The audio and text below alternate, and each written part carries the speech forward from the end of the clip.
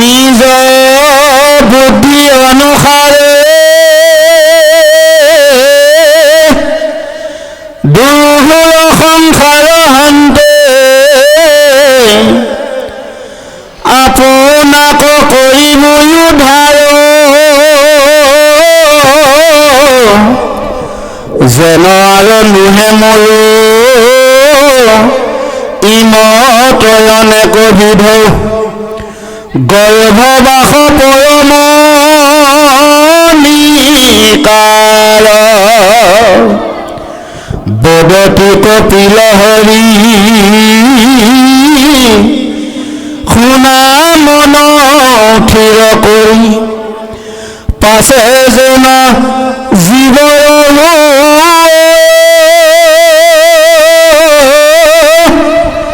এহিমতে ঈশ্বৰক কৰি থাকে স্তুতি মাতি তবে হৈ জনাম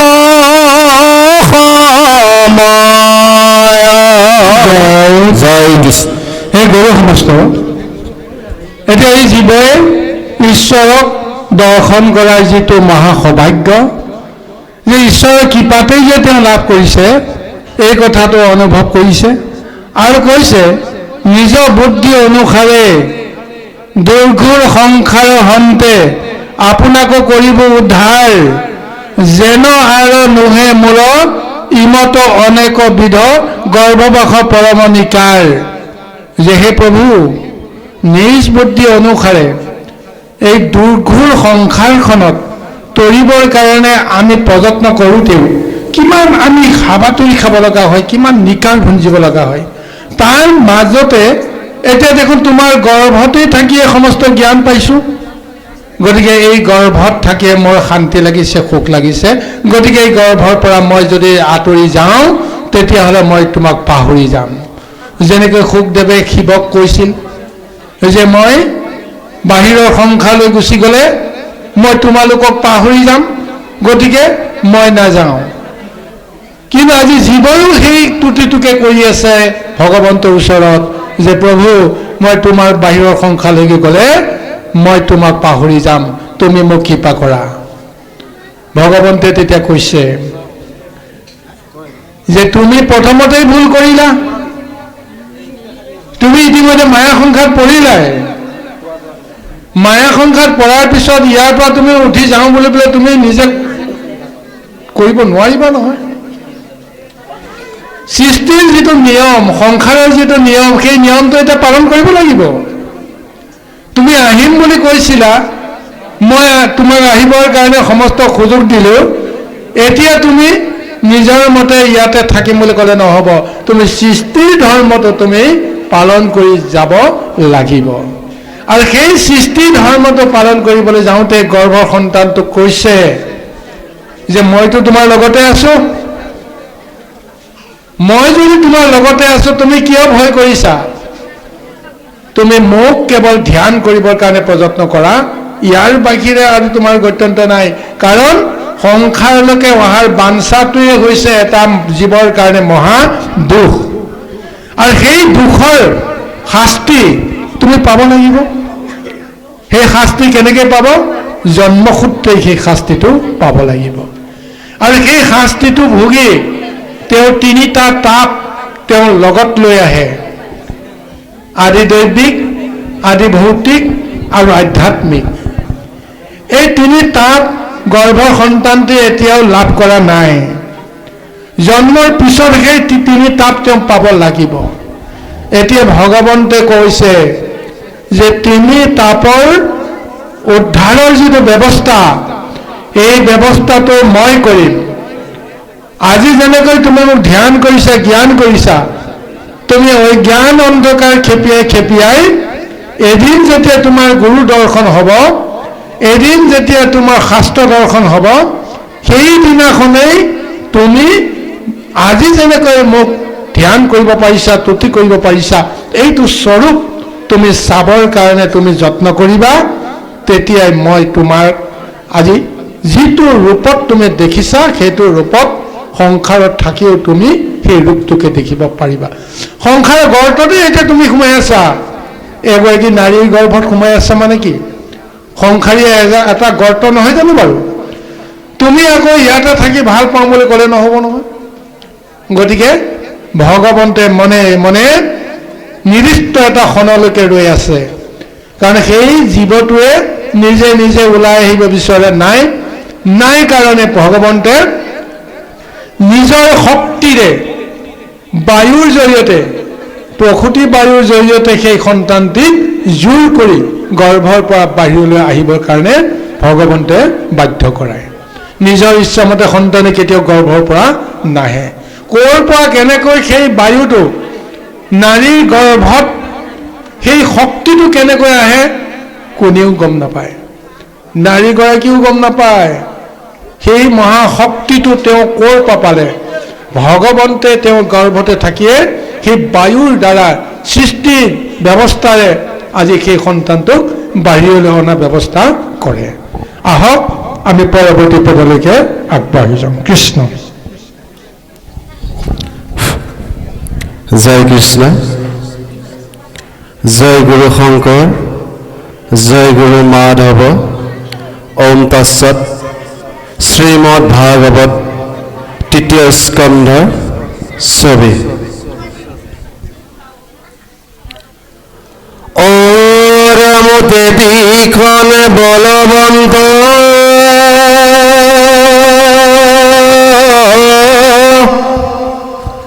প্ৰসূতি বায়ুৱে পাই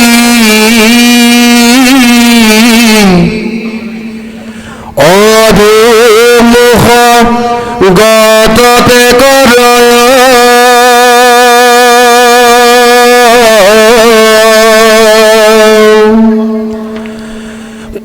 পাছন্তে ঠেলি আনে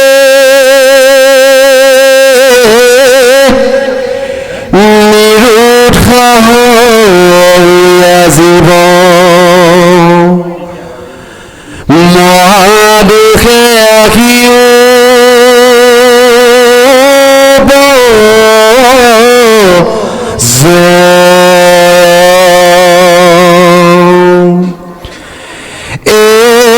ৰাম ৰাম বিষ্টাই শোণিত আদি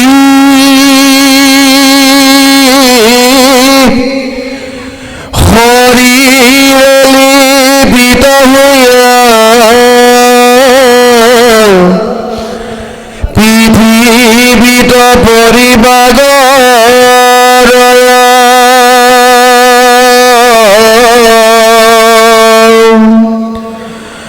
গৰ্ভৰ যাতে জ্ঞান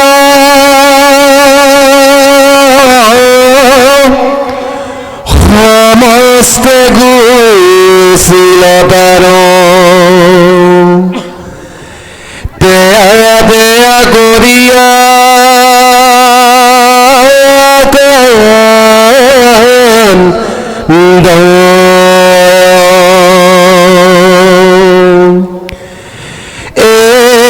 ৰাম ৰাম পৰৰ মনৰ কথা অপৰে কিছু নজানয় স্তনয়তে যদপি কান্দয়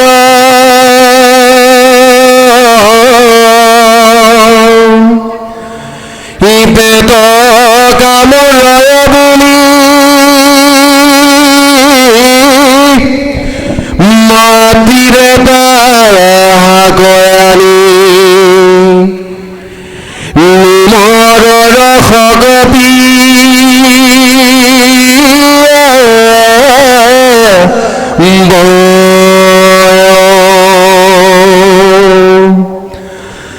যদি কোনো বেলাদাৰ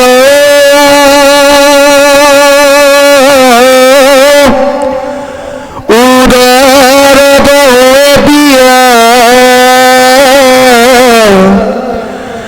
নজানিয়া মুখে বেয়াস্ত্ৰ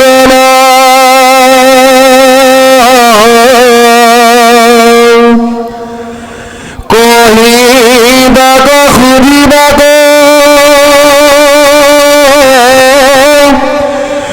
নপাৰিয়ে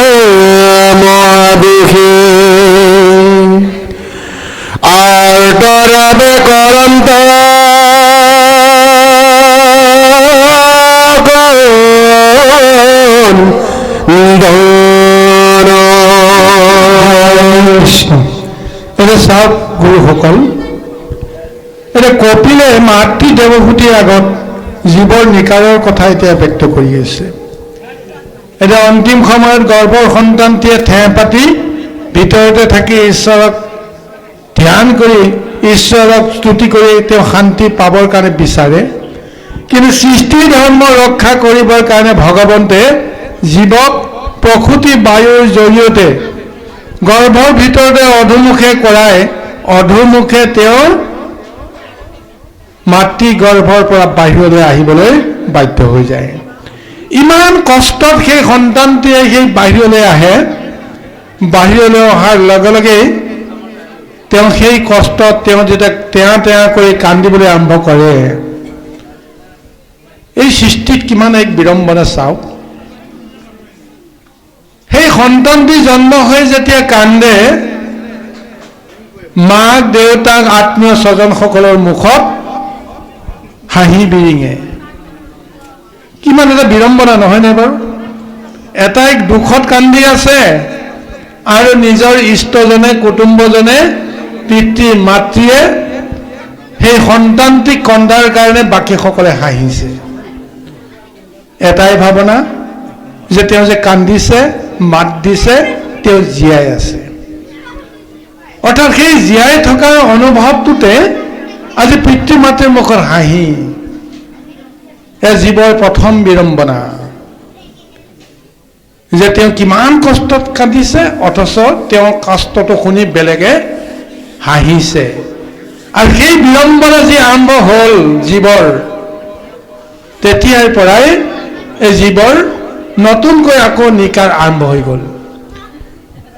সেই মায়াৰ প্ৰকৃতিয়ে যেতিয়া মাতৃয়ে আল ফুলে তেওঁক যেতিয়া কোলাত ল'লে, তেওঁ মায়াৰ কোলাত আশ্ৰয় লৈ ল'লে, চেনেহৰ কোলাত মমতাৰ কোলাত আশ্ৰয় ল'লে।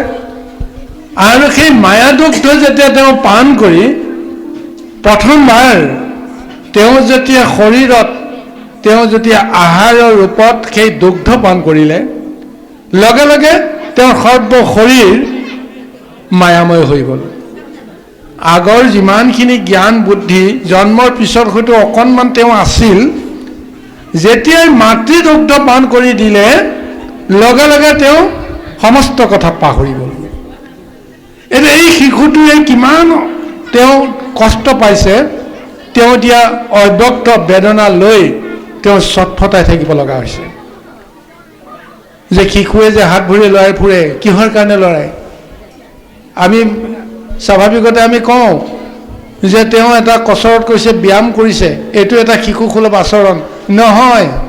প্ৰকৃতপক্ষে তেওঁ যে হাত ভৰি লৰাই আছে, তেওঁ যন্ত্ৰণাতহে লৰাই আছে। যন্ত্ৰণা লৰাওঁতে তেওঁ শৰীৰটোৰ বিকাশটো হয় নহয় এইটো বেলেগ কথা, কিন্তু মনৰ বিকাশটো ক'ত যাব? কিন্তু তাক এতিয়া কোনেও বুজিব নোৱাৰে, নিজৰ মাতৃয়ে বুজিব নোৱাৰে। এতিয়া সেইকাৰণে বিষয়টো সুন্দৰভাৱে উল্লেখ কৰিছে, পৰৰ মনৰ কথা পৰে কিছু নাজানয়, স্তন অৰ্থে যদ্যপি কান্দয়, পেট কামোৰয় বুলি মাতৃয়ে তাহাক আনি নিমৰ ৰসক পিয়াৱয়। শিশুটো যেতিয়া কান্দি আছে, কান্দি থাকোঁতে তেওঁ হয়তো ভোকত কান্দিছে, তেওঁ স্তন বিচাৰিছে, তেওঁ আহাৰ বিচাৰিছে, মাতৃয়ে তেওঁ ভাষাটো বুজিব পৰা নাই কাৰণে তেওঁ মনতে ভাবিছে যে হয়তো পোৱালিটোৰ মনতে পেট কামুৰিছে, কিবা এটা পেট বিষাইছে, পেটৰ বিকাৰ হৈছে। সেইকাৰণে সেই মাতৃয়ে সেই পেটৰ বিকাৰ নাশ কৰিবৰ কাৰণে তিতা, কেঁহা ইত্যাদি ইত্যাদি ঔষধবিলাক তেওঁ খুৱাব লগা হৈছে। নিমৰ পাত গুৰি কৰি ৰসটো উলিয়াই সেই পাতটো খুৱাব লগা হৈছে। মনতে ভাবিছে যে এইটো পাতটো খালে পেটৰ বিকাৰ বন্ধ হ'ব, কিন্তু তেওঁ পেটৰ বিকাৰেই হোৱা নাই, তেওঁ ভোকত তেওঁ কান্দিছে, মাকে বুজি নাপায়। কিন্তু যন্ত্ৰণাটো কোনে পায়? যন্ত্ৰণাটো শিশুটোৱে পায়। শিশুটোৱে যেতিয়া প্ৰথম যেতিয়া সেই তিতা কেঁহাৰ যেতিয়া সোৱাদটো ল'ব, তেওঁতোতো মুখ বেকেটাই দিব, তেওঁতো খাবলৈ ইচ্ছা নকৰিব, জোৰ কৰি খুৱাবৰ কাৰণে মুখখন মেলাই দিব। এয়া জানো জমৰ যন্ত্ৰণা নহয় জানো বাৰু? মৰমৰ চলেৰে আমি যিটো ব্যৱহাৰ কৰি আছোঁ, সেই ব্যৱহাৰটোত এতিয়া শিশুটোৱে আচলতে আৰাম পাইছেনে নাই, দুখ পাইছে নে সুখ পাইছে আমিতো বুজি নাপাওঁ। কিন্তু আজি ভাগৱতে কৈছে সেইটো এটা বিৰাট এটা অব্যক্ত বেদনা। যদি কোনো বেলা তাৰ উদৰত হুৱে পীড়া নাজানিয়া মুখে দিয়া স্তন। কোনোবা দিনাখন যদি সঁচাকৈ পেটৰ বেমাৰে হয় তেতিয়াহ'লে ঔষধটো নিদিয়ে, ভোক লাগিছে বুলি স্তনটোকে তেওঁৰ মুখত গুজি দিয়ে ভোক লাগিছে বুলি খাওক বুলি। কিন্তু ইফালে পেটৰ বেমাৰ, গতিকে তেওঁ গাখীৰো এতিয়া বা স্তন পান কৰিবৰ কাৰণে তেওঁ কোনো ইচ্ছা নাই, গতিকে তেওঁ উলিয়াই দিবলৈ বাধ্য হয়। এয়া জানো শিশুটোৰ এক গভীৰ যন্ত্ৰণা নহয়? এয়া আমাৰ ব্যৱহাৰিক দৃষ্টিত মানৱীয় এটা সমাজ ব্যৱস্থাত এইবিলাক আমাৰ নিত্য নৈমিত্তিক এটা ঘটনা চলি আছে। কিন্তু এই ঘটনাটোৰ আঁৰত ভাগৱতে দিয়া তত্ত্ব, জীৱসকলে সংসাৰলৈ আহিলে এনেকৈ নিকাৰ ভুঞ্জিব লাগিব। তেওঁ বুজি পোৱা সকলেও বুজি নাপাব, বুজি নাপাব লগা সকলেও হয়তো বুজিবৰ কাৰণে যত্ন কৰিব। এয়াই হৈছে সংসাৰৰ মায়া, সংসাৰৰ ধৰ্ম। সেইকাৰণে কৈছে কহিবাক সুৰিবাক নপাৰিয়া মহাদুখে আৰ্তৱাই কৰন্ত কন্দন। ক'বও নোৱাৰে, মাতিবও নোৱাৰে, গতিকে চিঞৰি চিঞৰি কান্দাৰ বাহিৰে শিশুটোৰ আৰু কি অৱস্থা আছে চাওক, উপায়টো নেওঁ। আজি এনেকেই মনুষ্য জীৱন আজি মহা দুৰ্দশাপূৰ্ণ ব্যৱস্থাৰ মাজেৰে আৰম্ভ হয়। সংসাৰৰ সংকট আজি এই জন্মৰ পিছৰ বিশেষকৈ আৰম্ভণিৰ সেই সময়খন নিজৰ জ্ঞান বুদ্ধি চিত্তে চিন্তা কৰিব নোৱাৰালৈকে, ভাবিব নোৱাৰালৈকে অব্যক্ত বেদনাত এই শিশুবিলাকে নিজৰ জীৱন আৰম্ভ কৰিব লগা হৈছে। গতিকে এয়া হৈছে সংসাৰৰ নিকাৰ ধৰ্ম। তাৰ পৰা পৰিত্ৰাণৰ যিটো উপায়, সেই উপায়টোৰ কথা এতিয়া ভাগৱতে ক'বলৈ আৰম্ভ কৰিছে। বাৰু আহক আমি পুনৰ পৰৱৰ্তী পদলৈকে আগবাঢ়ি যাম। কৃষ্ণ কৃষ্ণ। পৰম শ্ৰদ্ধাৰ এই বৈকুণ্ঠপুৰীত উপস্থিত থকা বাপ আই মাতৃ হ'ব আৰু লগতে যুৱক যুৱতী বন্ধু বান্ধৱীসকল, ইতিমধ্যে আমাৰ আমন্ত্ৰণ ৰক্ষা কৰি আমাৰ মাজত উপস্থিত হৈছে শ্ৰীযুত গোবিন্দ পাটৰ বাপজনাক। তেখেতক আমাৰ এভাগী ভকতি বস্ত্ৰৰে সেৱা জনাবৰ কাৰণে আমাৰ লাউভুঙা তিৱা জনজাতি বৰনাম মহাসভাপতি বাপজনক সেৱা ধৰিছোঁ। কৃষ্ণ।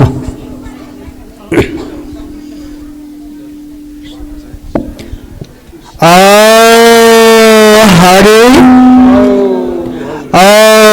ৰাম কৃষ্ণ। বাপজনক পাঠভাগ চলাই যাবৰ কাৰণে সেৱা ধৰিছোঁ। কৃষ্ণ।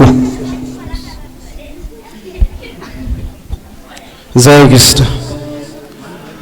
ও ৰাম দিষ্টমূত্ৰয় পবিত্ৰ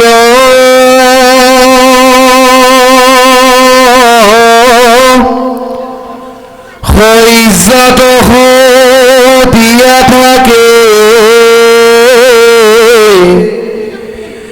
গাঁও গন্ধ আইবে নবাৰ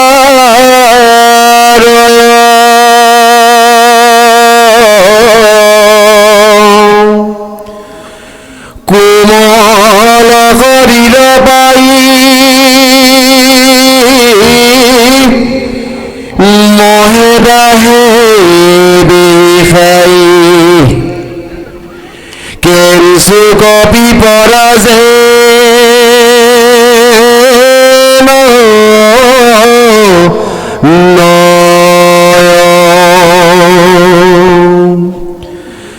বহিবে উঠিবে আৰু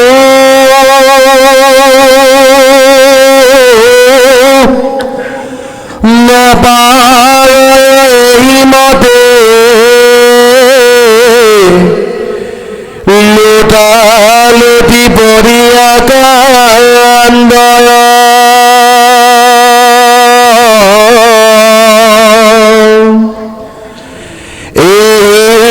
মতে শিশুকালে পঞ্চম বছৰ মানি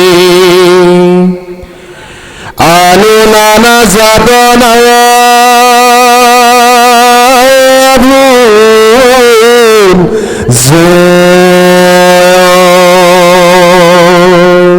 ইয়াৰ পিছত শিশুটোৱে কিমান নৰক যন্ত্ৰণা ভুগিব লাগে তাৰ বৰ্ণনা দিছে। নিজেতো ক'ব নোৱাৰে, নিজৰ গাটোকো লৰাব নোৱাৰে। গতিকে এনেকুৱা এটা অৱস্থাত মাকে যেতিয়া তাক বিচনাত শুৱাই থৈ দিয়ে, বিচনাত শুৱাই থৈ ঘৰুৱা বিভিন্ন কামত যেতিয়া ব্যস্ত থাকিব লগা হয়, তাতে তেওঁ যেতিয়া শৌচ কৰিব লগা হ'ব, পেচাব কৰিব লগা হ'ব, মল মূত্ৰ ত্যাগ কৰিব লগা হ'ব। আৰু মল মূত্ৰ ত্যাগ কৰাৰ পিছত সেই মল মূত্ৰবিলাক ক'লৈ যাব? বিচনাতে থাকিব, কাপোৰতে লেটিপিটি হৈ থাকিব। আৰু সেই বিষ্ঠা মূত্ৰতে লেটিপিটি হৈ কেতিয়াবা হয়তো মুখতো পৰে। গতিকে এই লেটিপিটি হৈয়ে তেওঁ এতিয়া কান্দি কান্দিয়ে থাকিব লগা হয়। কিমান নৰক যন্ত্ৰণা হয় সে চিন্তা কৰি চাওক।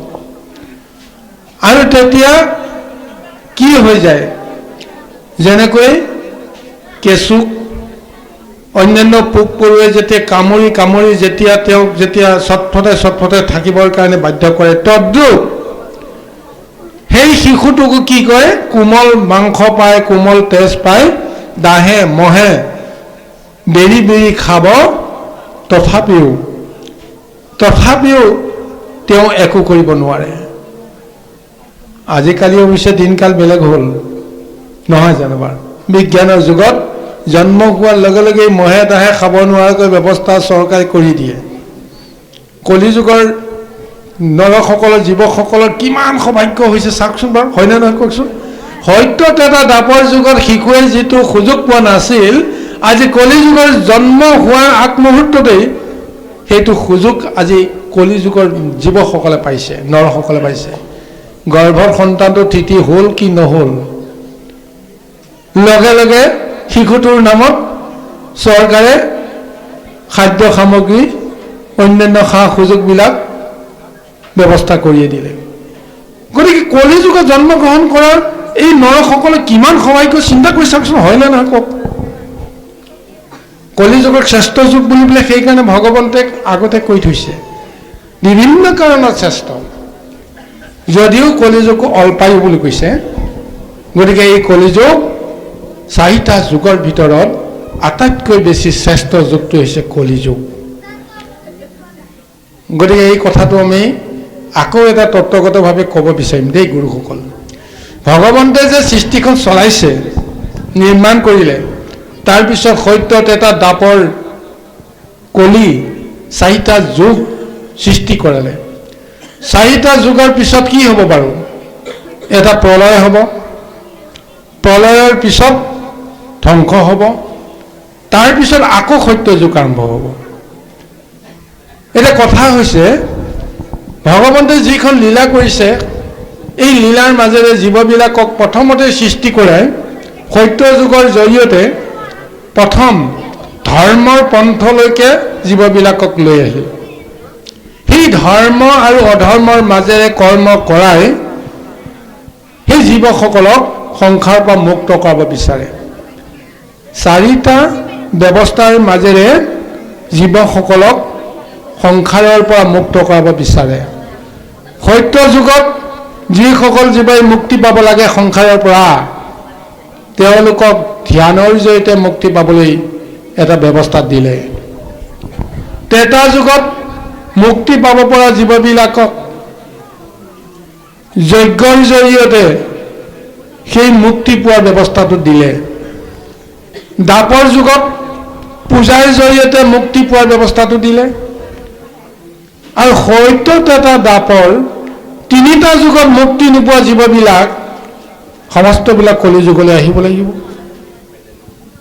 আৰু সেই কলিযুগত এই জীৱবিলাকক নামৰ জৰিয়তে উদ্ধাৰ কৰা, সংসাৰৰ পৰা মুক্তি কৰাৰ ব্যৱস্থা ভগৱন্তে দিছে। অৰ্থাৎ ভগৱন্তৰ এই লীলা চক্ৰত প্ৰত্যেক জীৱই মুক্তি পাব লাগিব। সত্য ত্ৰেতা দাপৰ কলি 4টা যুগত যেনেকেই নহওক এই জীৱবিলাক মুক্তি পাব লাগিব। আৰু মুক্তিৰ ব্যৱস্থাটো তেওঁ অতি সহজতে কলিযুগত দিছে, যে নাম ল'বা, মোক চিন্তা কৰিবা, তুতি কৰিবা, ভকত হ'বা, আৰু সংসাৰৰ পৰা উদ্ধাৰ পাই যাবা।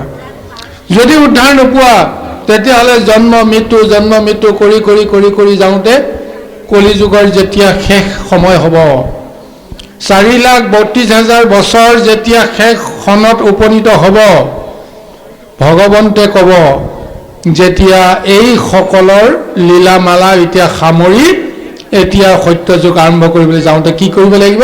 এই জীৱবিলাকক মই এতিয়া মুক্ত কৰিব লাগিব। গতিকে তেওঁলোকে কেনেকৈ মুক্তি পাব? ঈশ্বৰৰ নামেই লোৱা নাই, ঈশ্বৰৰ কৰ্মই কৰা নাই, অধৰ্ম কৰি আছে, মহা ম্লেচ্ছ জাতিত পৰিণত হৈছে, গুৰু মুখাহি নমনা হৈছে। গতিকে ভগৱন্তে কৈছে এইবিলাকটোতো মোৰেই সম্পদ, মোৰেই এটা অংশস্বৰূপ। গতিকে এইবিলাকক এতিয়া খেলা দেখুৱাই লাভ নাই, সমস্তকে মই মাৰি কাটি যেনেকেই নহওক মুক্ত কৰাব লাগিব। এইকাৰণে স্বয়ং প্ৰভু ভগৱন্তে কলিৰ শেষত হ'ব কল্কি অৱতাৰ, কাটি মাৰি মেল চক কৰিব বুন্দামাৰ। গতিকে সেইকাৰণে ভগৱন্তে একেবাৰে কলি যুগৰ শেষত যুগ সমাপ্ত কৰিবৰ কাৰণে, সত্যযুগ আৰম্ভণৰ কাৰণত তেওঁ কলি ৰূপে জন্মগ্ৰহণ কৰিব, কল্কি ৰূপে জন্মগ্ৰহণ কৰি, কলি নহয়, কল্কি ৰূপে জন্মগ্ৰহণ কৰি তেওঁ দেৱদত্ত ঘোঁৰাত উঠি মহা তৰোৱালৰ এক মহা অস্ত্ৰ লৈ সমস্ত জীৱকে, যিবিলাক নেকি ম্লেচ্ছগণ অধৰ্মী, সেই সমস্তবিলাককে কাটি মাৰি শেষ কৰিব। শেষ কৰাৰ চলেৰে কি কৰিব? ভগৱন্তৰ দৰ্শন আৰু ভগৱন্তৰ হাতত মৰণ। কিমান এক মহা মুক্তি সেই জীৱবিলাকে পাব। আৰু সেই জীৱবিলাকক মুক্ত কৰাই ভগৱন্তে পুনৰ সত্যযুগ আৰম্ভ কৰিবৰ কাৰণে ব্যৱস্থা কৰিব। যিবিলাক পলাই পলাই ক'ৰবাত লুকাই আছিল, ম্লেচ্ছগণৰ ভয়ত ক'ৰবাত ধ্যান কৰি আছিল, তপস্যা কৰি আছিল, সেইসকলৰ ভগৱন্তে তেতিয়া কল্কি পুৰুষে তেতিয়া তেওঁলোকক মাতি পঠিয়াব। আপুনি ভগৱন্তৰ দেহৰ পৰা এটা সুগন্ধ বিয়পাই দিব।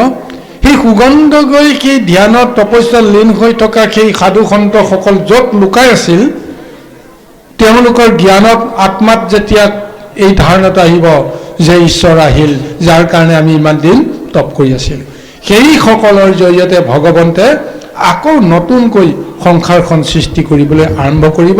তেওঁলোকৰ সতি সন্তানবিলাক সত্যযুগৰ উপযোগীকৈ তেওঁলোকক দেহ ধাৰণৰ এটা ব্যৱস্থা কৰাই দিব। গতিকে 12 অধ্যায়ত কলিৰ মহত্বক সুন্দৰভাৱে বিষয়টো উল্লেখ কৰিছে। গতিকে এই কলিযুগত উদ্ধাৰ যদি পাব লাগে, প্ৰভু ভগৱন্তে জীৱসকলক কলিযুগৰ শেষতহে সমস্তকে উদ্ধাৰ কৰিব। কিন্তু আমাক সুযোগ দিছে কি? ইমান দিনলৈকে আমি মুক্তি পাবৰ কাৰণে কিয় সংসাৰত নিকাৰ ভুঞ্জি থাকিব লাগে? জন্ম মৃত্যু কৰি কেৱল সংসাৰত নিকাৰেই ভুঞ্জি থাকিব কিয় লগা হয়?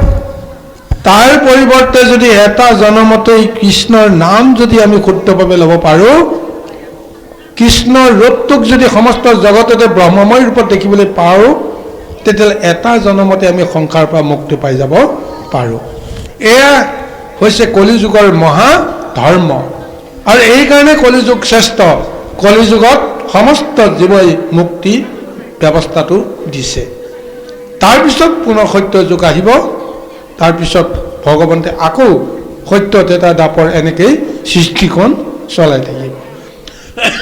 আৰু এইটো স্বৰূপতে আজি জীৱবিলাকে নিকাৰ ভুঞ্জিবলৈ আহি আজি এনেদৰে যন্ত্ৰণাত কাতৰ হ'ব লগা হৈছে যে এই বিষয়ৰ সংসাৰৰ পৰা মুক্তি পাবৰ পৰা যিটো ব্যৱস্থা আমি কেনেকৈ পাব লাগিব, এই জ্ঞানটো মাতৃ দেৱভূতিৰ আগত তেওঁ প্ৰকাশ কৰিছে। কিয় কৰিব লগা হৈছে? কাৰণ তেওঁ এতিয়া সংসাৰৰ নিকাৰত তেওঁ ভুজি আছে।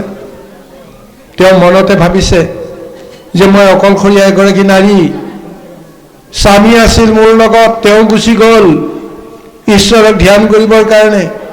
তুমি মোৰ পুত্ৰ, তুমিও কৈছা তুমি মোৰ ওচৰৰ পৰা জগতৰ কল্যাণৰ কাৰণে আঁতৰি যাবা। তেতিয়াহ'লে মই কাৰ লগত থাকিম? অৰ্থাৎ সংসাৰৰ নিকাৰে তেওঁক আজি এনেদৰে বিচলিত কৰিছে। এইকাৰণে স্বয়ং প্ৰভু ভগৱন্ত কপিলে এই মাতৃগৰাকীৰ অন্তৰত ভক্তি ভাৱনাৰে ঈশ্বৰক বুজিব পৰা শক্তিখিনি তেওঁক জাগৰণ দিব লাগিব। এইকাৰণে এই আত্মতত্ত্ব বিশ্লেষণটো দিছে যে জীৱৰ নিকাৰ দেখি তুমি ভয় কৰিছা কিয়? তুমি সেই নিকাৰৰ পৰা মুক্ত হ'ব পৰা যিটো ব্যৱস্থা, এই ব্যৱস্থাটো তুমি জানিব লাগিব। এই কথাখিনি এইকাৰণে আমাক ভাগৱতে দিছে যে আমি যেন দেহক লৈ কোনোদিন আমি অহংকাৰ কৰিব লগা নহওঁ। আনৰ প্ৰতি যেন ঈৰ্ষা, দ্বেষ, হিংসা, কপটতা, আনৰ অনিষ্টকাৰী চিন্তা ভাৱনাবিলাকৰ পৰা যেন আমি বিৰত থাকিব পৰা এটা জ্ঞান আমি নিজে নিজে লাভ কৰিব পাৰোঁ। শাস্ত্ৰইতো গুৰুৱেতো সদায় আমাক শিক্ষা দিয়ে আছে, মিছা কথা ক'ব নাপায়, হয়নে? আনৰ অন্যায় কৰিব নাপায়, চুৰ কৰিব নাপায়, ডকাইত কৰিব নাপায়। কোন কেইটা মানুহে এই জ্ঞানটো নুশুনাকৈ আছে কওকচোন বাৰু? চবেই শুনিছে, তথাপিও কিয় কৰোঁ?